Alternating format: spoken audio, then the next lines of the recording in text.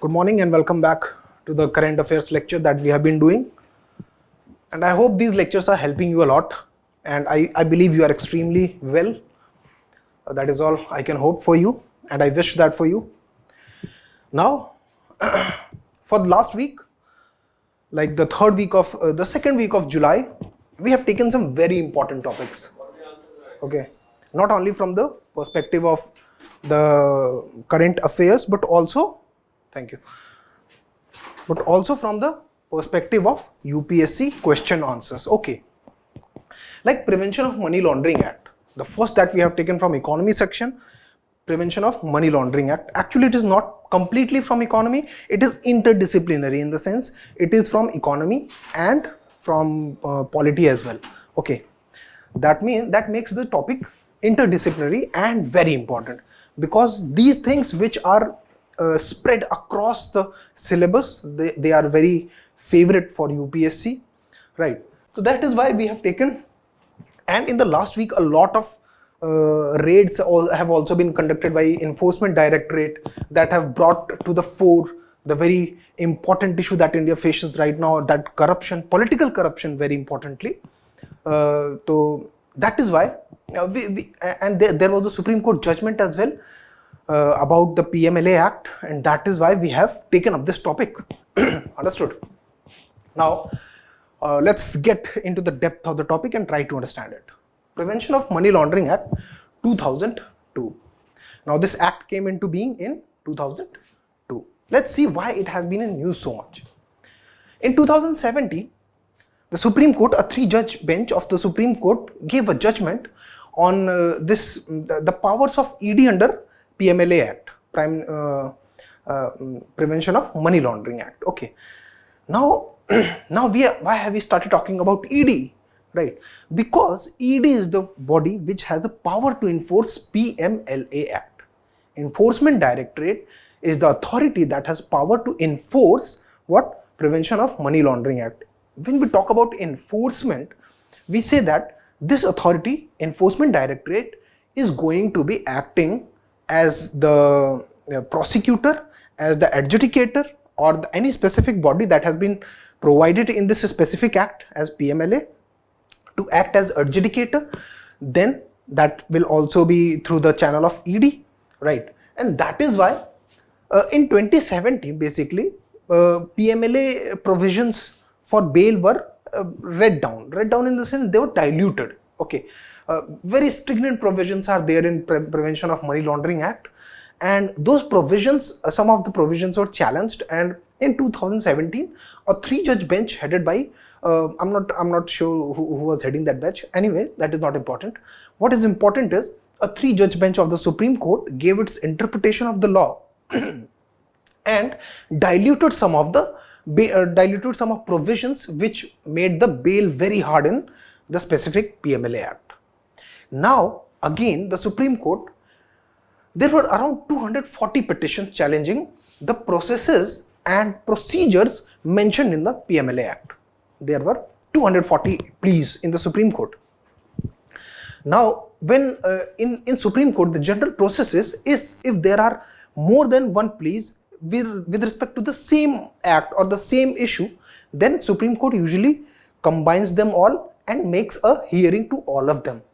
That does not mean that all the petitioners will be rejected and one petitioner will be given preference. No, that is not the case. All the petitioners will be listened or heard to by the court, right? What court did was they combined all these 240 pleas and they heard the case against PMLA Act. Now, the Supreme Court has given judgment against its own ruling that it gave in 2017. Now, the Supreme Court judgment is against its own ruling that was given by the Supreme Court in 2017. Okay. So, the news is Supreme Court overrides its own 2017 ruling to justify drastic PMLA provisions for bail. Okay. And Supreme Court upholds PMLA, says presuming innocence can be reversed by law. Now, these are very interesting topics. Why? Because they delve into the interpretation of law vis-a-vis the constitution. they delve into the interpretation of law vis-a-vis the constitution, and that leads to evolution of a new law or a new interpretation of a law, a new understanding of the existing law, right? That is why it is said that Supreme Court is the final interpreter of the Constitution of India. And when it is said that Supreme Court is the final interpreter of the Constitution of India, it also implies that all the laws also will be tested by Supreme Court on the constitutional altar, right? That means all the laws that the parliament makes or the state legislatures make, they will have to be in conformity with the constitutional premise. They will have to fall within the constitutional premise. They cannot breach that boundary. Understood? They cannot override the constitution. Now let's get into the background of what happened. Now PMLA Act was enacted in 2002 and it came into effect in 2003. The rules of implementation for this act were issued later in 2005.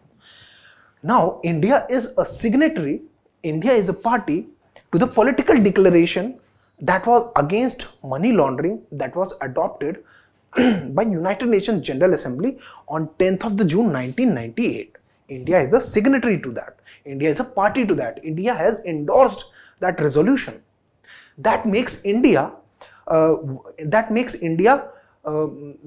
very, of course it makes India a very important party in all that, but it also obligates India to make a law to counter the money laundering. Okay. Now we'll try to understand what actually money laundering is and how it is done. Okay, it's a very interesting topic. We will try to understand that in a while. Okay, over 2000 petitions were filed in the Supreme Court challenging the clauses of PMLA Act and challenging the powers of Enforcement Directorate as well. So that is why we are going to look into both Enforcement Directorate and the enforcement of PMLA Act. The verdict came on an extensive challenge, okay, raised against the amendment introduced in 2019, 2016, 2013 through Finance Acts. Government of India amended certain provisions and inserted certain explanations for the clauses, which the petitioners believe are contradictory to their fundamental rights given under Article 14, 20, 21 and 22. Now we will be 21 and 22. Right. That means the petitioners have challenged that these provisions are contradictory or violative of their constitutional rights or fundamental rights. Now how we'll look into what actually is money laundering. Okay. Now laundering means cleaning something of its dirt. Right? When your clothes get dirty, what you do? You do laundering. Okay? What you do is you put some powder, surf, and into water, you soak the cloth and you take it out, it is clean. That means you are basically getting rid of the dirt of your cloth. Similarly, when the dirty money, okay, basically we call it black money, okay, but black money is a limited term. When dirty money is accumulated, right, and then it is laundered, that means the dirt of the money is taken off, it is integrated into the financial system and then invested back into the economy as white money or as legitimate money, then the process is called money laundering. The money laundering cycle has three parts. The first one is collection or accumulation of money. The second one is basically the placement of money. Collection, it gets collected by the people, whoever they are. Okay. The first one is placement of the money. The second one is layering of the money.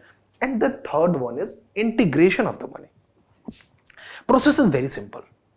See, you got a lot of money which you do not have, which you do not own legally, right? But the income tax department, they understand that your income is this much, how can you own this large amount of money? To bypass them, what people do is they try to they try to launder money. The first system is placement. Placement means putting your money into the legal financial system. One of the biggest example of that was the drug cartels operating in the drug cartels operating in Cuba. Okay, the drug cartels are operating in Mexico. What all these drug cartels did was they earned a lot of money, okay, through extortion, other means. Then there comes a bank called HSBC.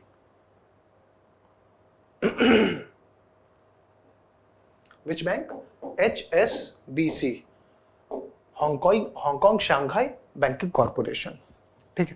The full form of HSBC is Hong Kong Shanghai Banking Corporation. Its head office is in London. Now, HSBC, what HSBC did was, HSBC started accepting payments from these cartels. Now, how did they do it? Right? Because this money was illegal. This money was illegal. Okay? So, how did the bank integrate that money into the legal financial system? What they do is, for example, there is one person who has earned all this money. He will hire, for example, 500 people. Okay? And he will ask them to deposit 50,000 rupees into their own bank accounts. Not only 50,000, varying amounts, so that a question does not get raised. Okay. What he does, he earned a lot of money. He hired a lot of people and said, I will give you a certain percentage, for example 10%, and then all these people will deposit that money in different accounts across the country, right? So that the income tax department's eye could be avoided. Now income tax department will, if so much of money deposited in one account, it will raise questions for them. Okay, but when it is done through this channel, when a lot of people are depositing very smaller amounts like 50,000 to 1 lakh rupees, so it does not come into the radar. Okay, and then after a certain payment is made to every person who deposited, the black money gets converted into, gets integrated or gets into the legal financial system. Gets into the legal financial system. That process is called placement of money. Then what they do is, सबसे important, जो most important point है, that is how can one trace its origin. Okay, so that to avoid that, the second process comes in, that is layering. What they do is they make transactions so that the trail of money cannot be traced.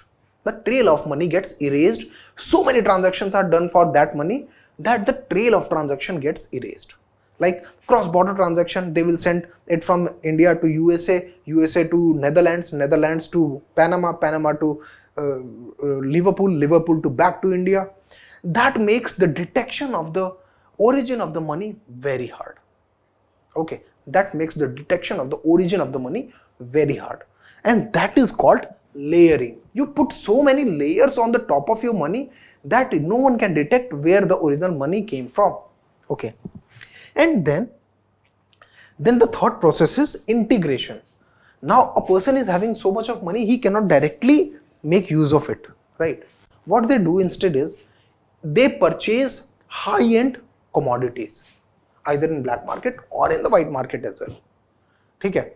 So these, what their original money, which was dirty, has been converted into an asset. That process is called money laundering, right? And to counter this, the political declaration was done in 1998 in the United Nations General Assembly for the parties to take oath or to oblige themselves to make laws to counter money laundering. In the pursuance of that, India also enacted its own PMLA Act. Now, one of the major contention of this whole controversy around PMLA has been Section 3 of the PMLA. Now, Section 3, what was challenged is what the petitioners did.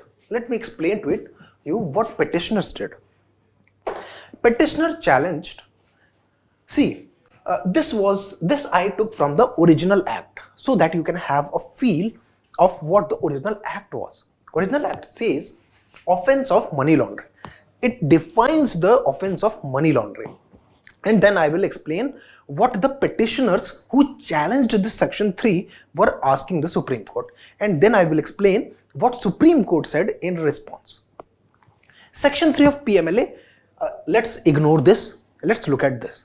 Say that whosoever directly or indirectly attempts to or indulges or knowingly assists or knowingly is a party or is actually involved in any process, activity connected with the proceeds of crime. Now, very important, the proceeds of crime. Okay? Proceeds of crime means the money or the asset that have been accumulated. And projecting it as, now this point to be noted is, the point to be noted here is of crime and projecting it as untainted property. Now, original law says that if someone is involved in the process and is connected with the proceeds of the crime and is also projecting it as legal money, then he shall be guilty of the offense of money laundering. It seems very correct. But to remove the doubts as to what kind of crime of proceeds and what kind of criminal offenses will be involved in this, the government brought an amendment in 2019 and added this explanation. This is an explanation added by the government, okay, in 2019, and this explanation was under challenge.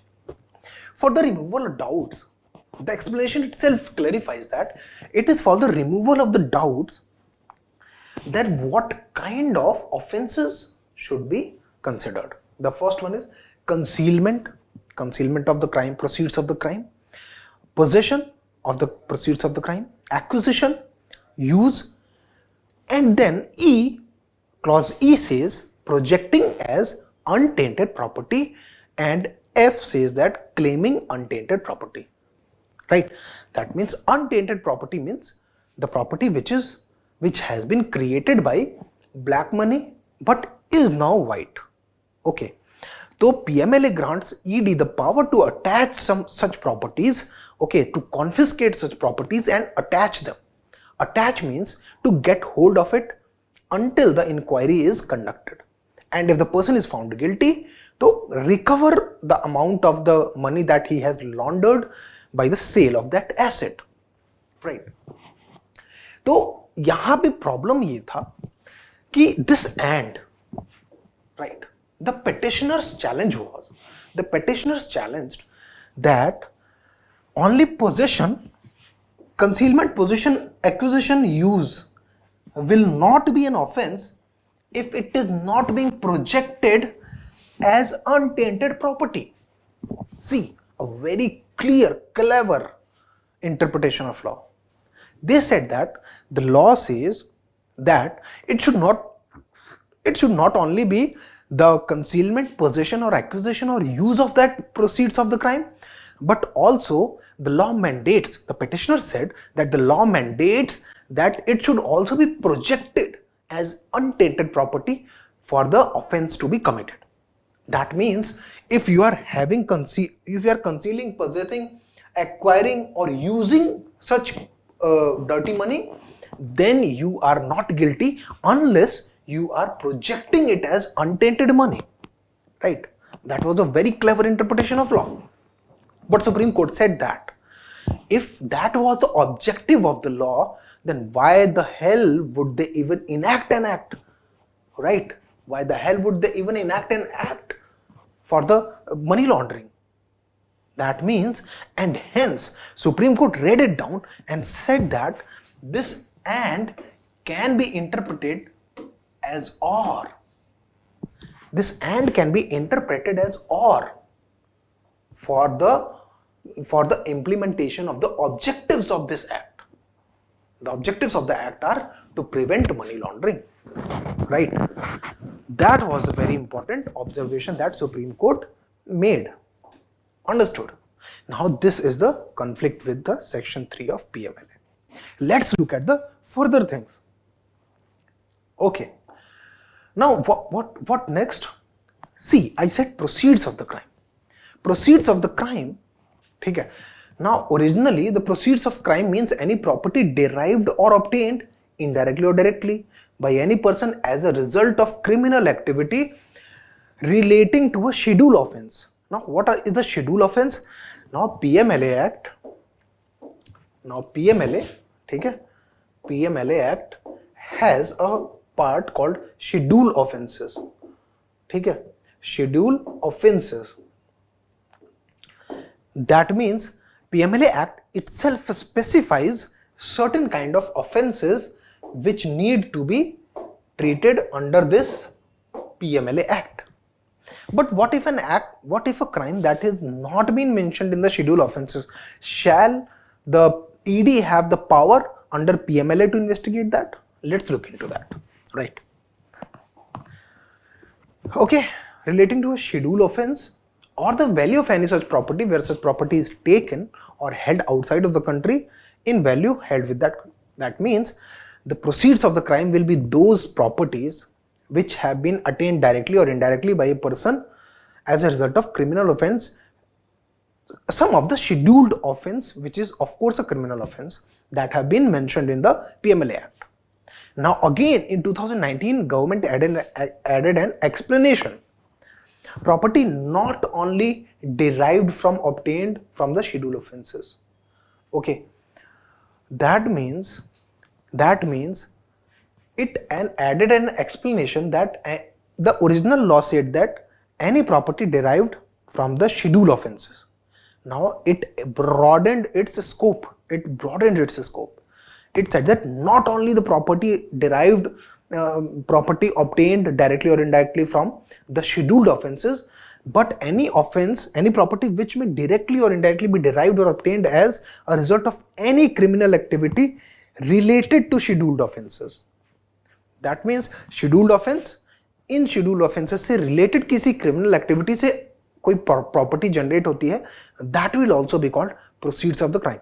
Now there is a difference between 1 and 2. That is why the explanation was added. The first one said that if any crime in the scheduled offense leads to creation of some property, that will be the proceed of the crime. But now explanation added that not only the crime mentioned in the scheduled offense leading to formation of property will be an offense, but also any criminal offense related to scheduled offense which have not been mentioned in the schedule, which are outside of it but are related to it, which leads to formation of a property, that can also be considered as proceeds of the crime. So people said that this is very vague and wide in its interpretation. Okay, so that gives excessive power to ED. So that has also been, we will look as to what Supreme Court has pronounced upon that.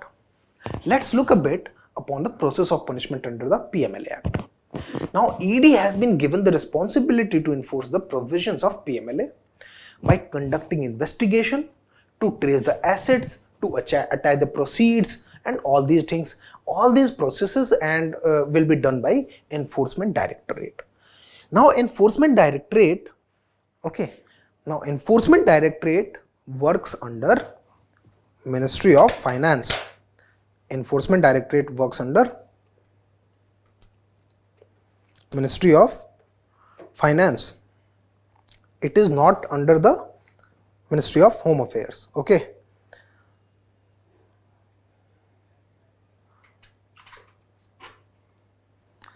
Okay, sorry, it is actually administered by Ministry of Home Affairs, not Ministry of Finance. Okay, but what the point is, कि the PMLA Act provides the Enforcement Directorate with power to attach property, to prosecute the offender, okay, and confiscate through its own special courts. Okay. Now let's look at what the prosecution and attachment is. Now what is prosecution? There is a difference between prosecution and the one other term that I'm forgetting, prosecution and punishment. Prosecution means when someone goes to court against a crime, that is prosecution. Okay, so what happens is That means the enforcement directorate has two powers. The first one is power to investigate, and the second one to power to prosecute. ठीक है. अब where do they prosecute? They have their own special courts. I hope you understood. Investigation and prosecution are two different things. In general, police is the body which investigates, and advocates or the public prosecutor of the government is the one who prosecutes. Okay, they work in synergy, but police investigates and the public prosecutor prosecutes. Prosecutes means establishes the guilt. Okay, if police is arresting you, that does not mean you are guilty. Police work is to investigate your crime, but the establishment of guilt happens not in the police station but in the courts. Establishment of guilt happens in the court of the law. Now the person who establishes one person's guilt or innocence is called prosecutor. Prosecutor usually is the advocate hired by the government, that is called public prosecutor. Okay, so this act specifically mentions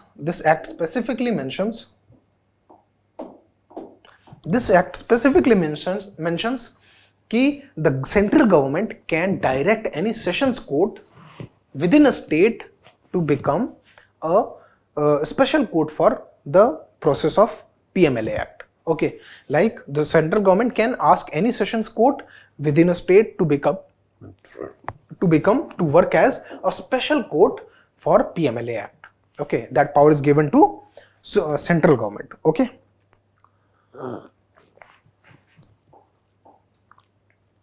Okay, again, of course, the decision will be challenged, can be challenged in High Court and then Supreme Court, but a special designated court exists for the trial of the offense under PMLA Act, and those courts are the sessions court, which are directed by the central government to act as the special court.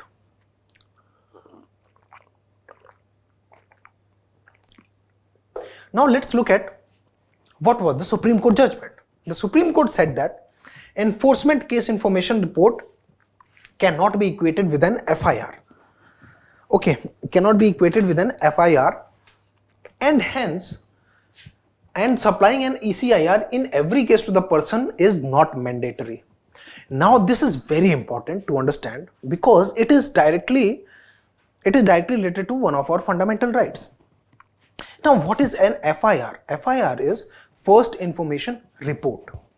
If a person files an FIR, he basically complains to the police, and if a FIR is filed, the police is obliged to investigate the case. Okay, the police is obliged to investigate the case. The second point that we are talking about here is Article 23. Article 23, basically Article 22. Let's talk about Article 22, right? If Article 22 says that right to be informed on the grounds of arrest, right to be informed of the grounds of the arrest. But when an FIR is filed, every person who has been accused in that FIR has the right to have a copy of an FIR, because an FIR is the complaint against the accused. That means the FIR makes an accusation or accuses a person of some crime. So the person who has been accused in the FIR has the right to obtain the copy of FIR. But in the Supreme Court judgment, the Supreme Court said that Enforcement Case Information Report ECIR is not an FIR. Actually, there is no clause in the PMLA Act for writing any kind of FIR or ECIR. ECIR basically is an internal document for making record of the start of the investigation by Enforcement Directorate itself. Okay. So what happens is whenever ED starts investigating a case, they file an ECIR, Enforcement Case Information Report.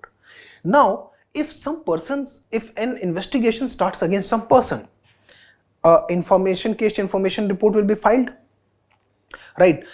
The person whose name appears into the enforcement case information report, the question is, can he ask for a copy of ECIR? The answer to that is no. He does not have a right to ask for a copy of ECIR if the police has disclosed the grounds of his arrest. If the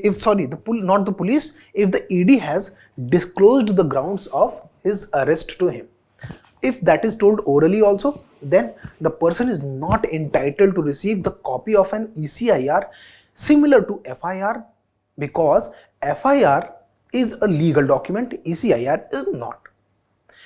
What is the problem that generates from here? What is the problem that generates from here? The problem is, if a person is being accused in an FIR, okay, he becomes an accused. And when a person becomes an accused, he becomes entitled to some rights. Those rights are, the first one is right against self-incrimination, Article 20, Clause 3. Article 20, Clause 3 talks about prohibition against self-incrimination. This implies that no person accused of an offense shall be compelled to bear witness against himself. One cannot be compelled to be a witness against himself.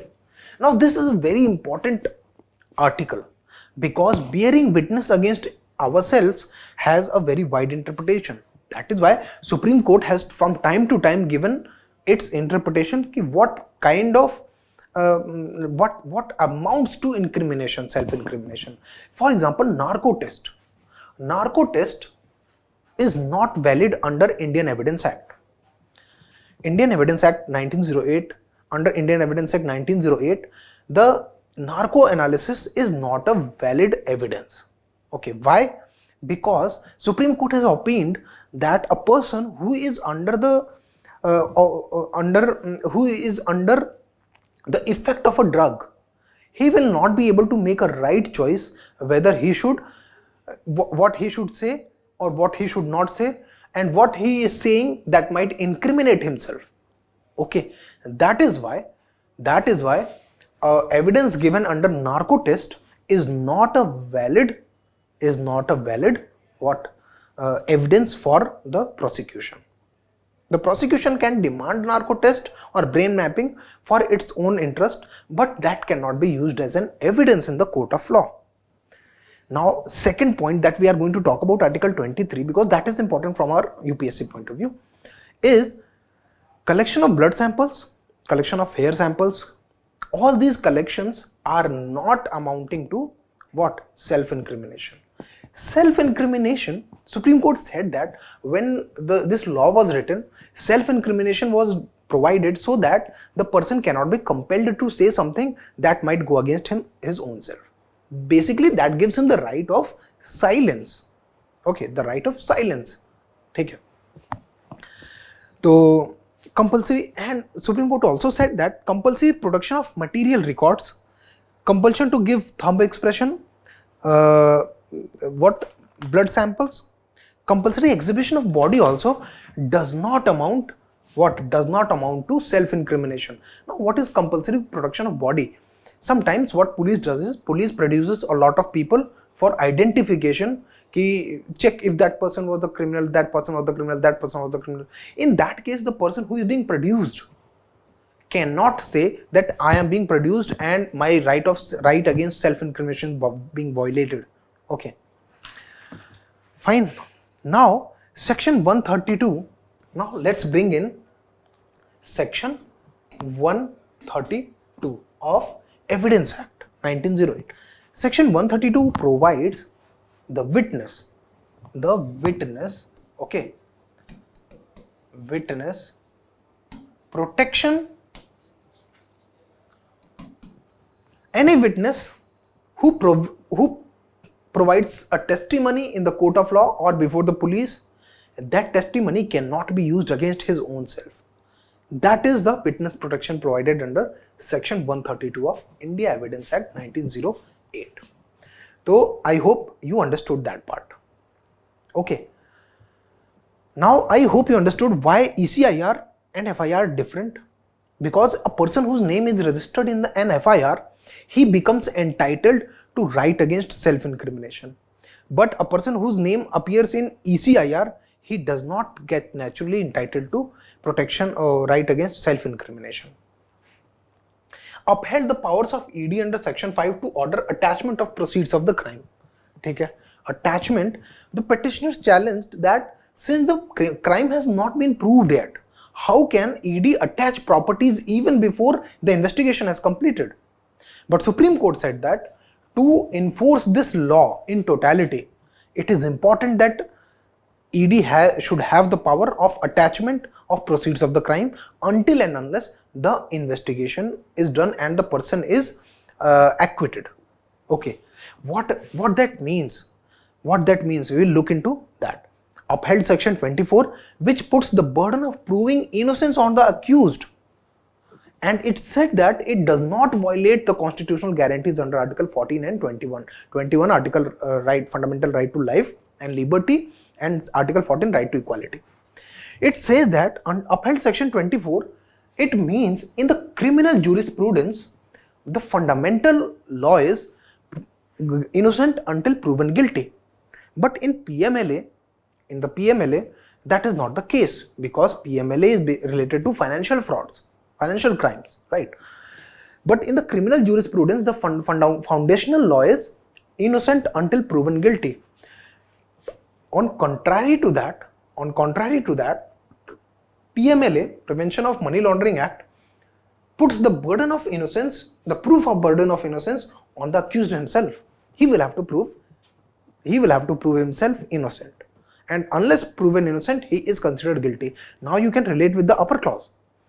That attachment of the proceeds of the crime is valid because he has already been presumed guilty, right? Upheld the section 50 of the Act, which provides ED with power to compel any person to provide evidence, records, and find out that it is not inconsistent with right against self-incrimination, the very first topic that we talked about, right? Officials of ED are not police officers, and the Evidence Act, Indian Evidence Act, the section 25 of Indian Evidence Act 1908 says that any testimony given before the police will not be a valid testimony. Any testimony given before the police will not be a valid testimony. It should be a valid testimony is only valid if it is recorded in front of a magistrate. That means any testimony given in front of police is not a valid testimony. The petitioner said that since Enforcement Directorate has power to arrest people, it is police, and hence the testimony given before the ED officers will not be a valid testimony. On the contrary, Supreme Court had made this observation that no, the officers of ED are not police officers, by the virtue that it is not only an investigating agency, it is also enforced with the power of an adjudicating authority. It also has the power to punish or levy fines on the banking systems for not providing information about the accounts of the people and not abiding by the KYC norms. That means ED is not only a prosecuting body, it is also an enforcement body. It is an executive body, and hence it is not police in the very literal sense. Okay, and therefore the evidence given before ED will be a valid evidence in the court of law, right? I hope I explained all these things. Okay. I hope you understood this PMLA and how it interacts with our fundamental rights. Basically, right against self-incrimination, Indian Evidence Act, and the provisions of PMLA, how they are in contravention. Are they in contravention with the fundamental rights or not? I believe you have understood that. If you have any doubts that you are left with, kindly reach me out in the comment section. I will be very happy to take them. Thank you.